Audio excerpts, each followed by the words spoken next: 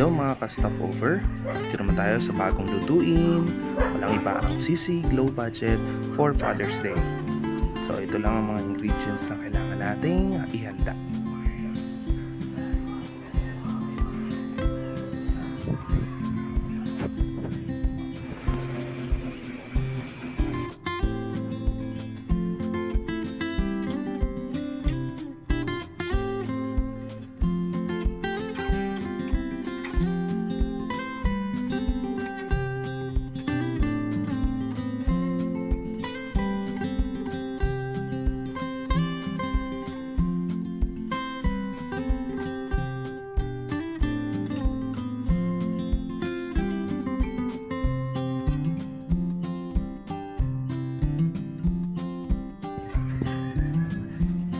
Kailangan natin pakuluin yung ating taba. Actually, ani na pinili sa natin. Ayan. So, prituin lang natin yung natitirang taba para mag-reduce siya at makukuha ninyo yung ganitong mantika. Ayan, gawin nyo. Nag-reduce na yung ating karne. So, ngayon gagamitin natin to para mag-isa tayo ng sili, bawang, garlic, at yung sibuyas. So, uunahin natin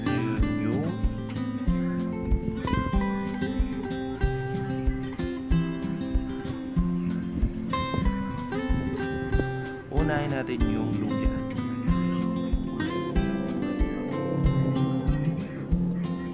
So, after ng luya, ilalagay natin yung puting sibuyas o yung white onion.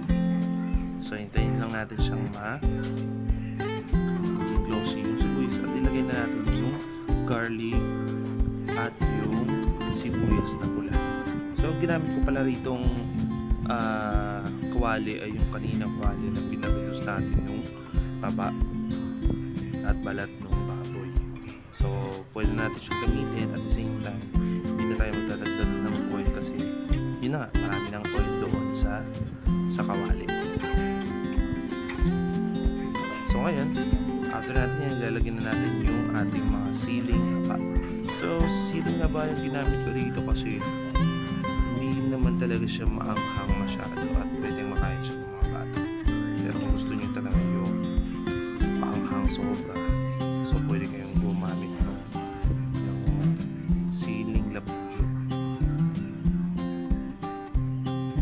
So, after nyan, ilalagyan na natin yung ating karne.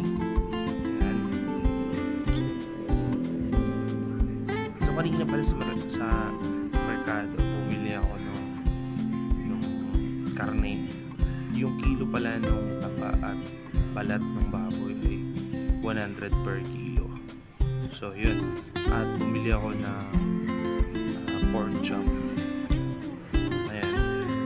At least meron tayong laman sa ating gagawing sisig, hindi lang siya purong balat at purong taba. So yun, halu-haluin lang hanggang maano natin yung ating sisig. So hindi naman kailangan talagang toasted pa natin to. So yan. So after nyo mga 2 minutes, lagyan nyo ng soy sauce. Match natin yung pagkapula ng karne. At after nyan, lalagyan natin siya ng seasoning. Si Maki Magic Sarap All-in-One. So hindi na pala ako dito naglagay ng asin kasi kanina sa karne before natin siya ipa-reduce, nilagyan ko na siya ng asin. So ngayon dito, lagyan na natin siya ng seasoning at toyo. Nausan yun yung pampalasa natin sa ating sisig.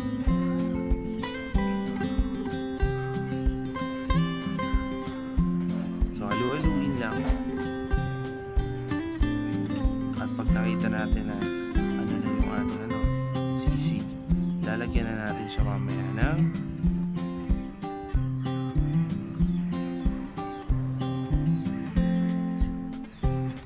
lalagyan natin ngayon siya ng itlog. So, dalawang itlog lang ilalagay ko dito. natin yung inaano natin na sisig. So actually mukha siya na talaga sisig, hindi na ako nag-ano ng mayonnaise kasi nga yun nga low budget yung ginagawa natin sisig, kung ano lang talaga yung mura o nandun lang sa kasyang budget natin. So yung budget ko rito good for 6 people, umabot lang ako ng 250 pesos at hindi na tumubos sa aming anim na apat yung bata. So yun, naluwalin lang natin hanggang makita natin na nalo na natin yung itlog at makikita natin may mga puti-puti siya. So yan. At pagkahango natin, lalagyan natin siya ng kalamansi. Yan. Yung kalamansi dito, paano natin sa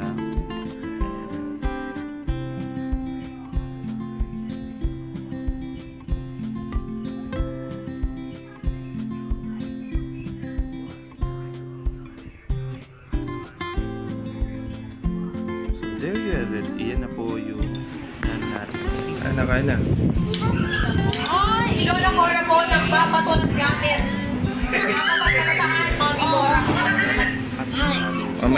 Mamaya. Na water. Stop over to you.